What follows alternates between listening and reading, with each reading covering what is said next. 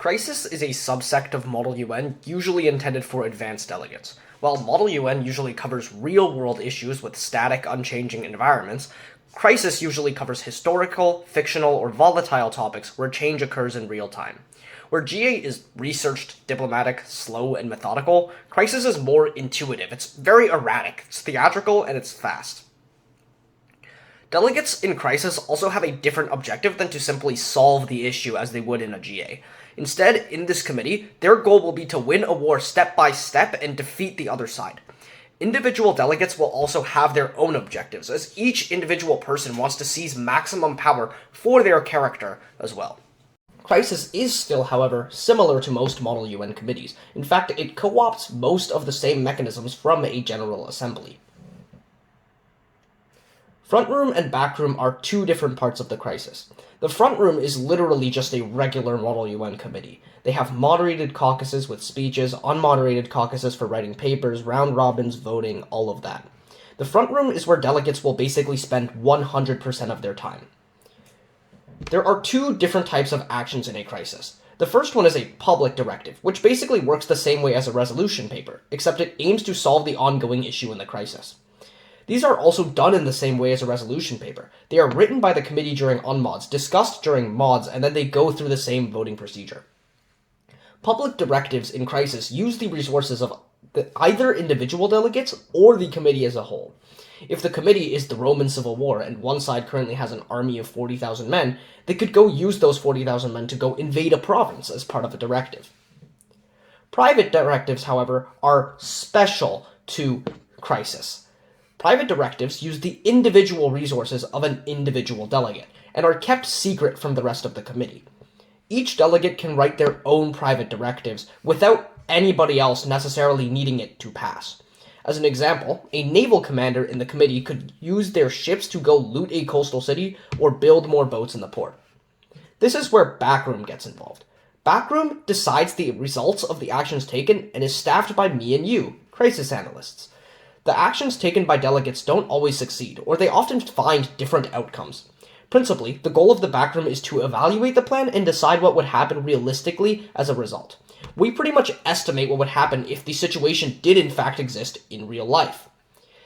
For the action of invading the province, the backroom could decide that the army wasn't strong enough and was forced to withdraw. For the action of building the fleet, we could tell them that they now have like 35 boats ready to sail out. Basically, we just tell them the result of their action. This means Backroom will have two main jobs and a itty-bitty third one. The first job is to respond to people's individual crisis notes. In a committee of 40, expect to respond to 30 to 40 notes every cycle. Cycles will be introduced at a later date. The second job is to coordinate for crisis updates. Usually notes that are written very well or have a large impact on committee will make it into crisis updates. Crisis updates, however, are still mainly made up of the public directives that they have written. The third minor job is to create additional problems, opportunities, or events to stir up debate in the front room. These three jobs are likely going to be the subject of the next video or lesson because there's a lot more to get into. At this point, it's very important to recognize a huge pacing difference between GA and Crisis. In GA, usually it's anticipated that only one paper is passed through during the entirety of debate. In Crisis, a directive needs to be passed like every hour to an hour and a half. This means the entire process of debate is seriously condensed. It's up to front room, Isaac, to make sure we have enough directives coming in to actually advance the crisis at a steady pace. Backroom is also almost always going to be busy. When a directive passes, we maybe have around 15 minutes to formulate the next crisis update. Also, private directives are going to come in very often as well. Lastly, what does it mean to be part of a joint crisis? Usually, crisis committees have everybody on the same side, basically all working together to achieve a similar goal, just like a GA. However, in this case, we're simulating a civil war with two different sides. These two different sides create two different committees, two different front rooms that interact to each other through the back room. Each side wants to defeat the other one as their end goal. In a regular crisis, Backroom needs to chuck problems at sides, revolts, natural disasters, wars with foreign powers, etc.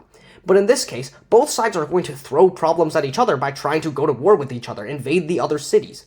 we as the backroom shift into a role of deciding how the two sides interact with each other and how well the war campaign goes on both sides.